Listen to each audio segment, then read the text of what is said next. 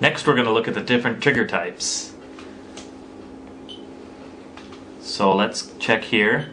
Okay, we've got edge, slope, pulse, video, window, interval, dropout, runt, pattern.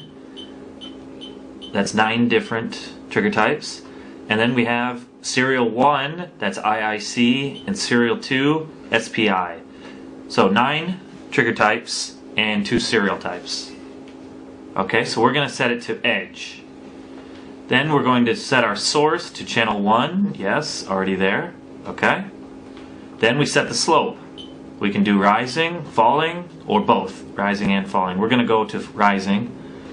We can set the hold off, which is pretty much the delay between triggers.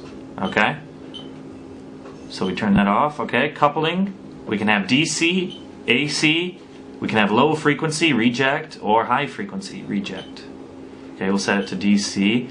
And there's also a noise reject option, on or off. So our signal's looking pretty good. We can also adjust the trigger height, trigger level. We can go down there. Okay, now we're triggered. Okay, push the knob, it'll zero out. Okay, now we set it to falling. Both. Rising, falling, rising. Okay. Set the hold off time, so there's a delay. 10, 15, 20 milliseconds, almost. 30, okay. Up, up, up.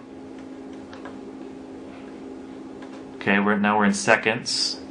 Looks like the highest is 1.5. 1.5 seconds for the trigger delay. Okay.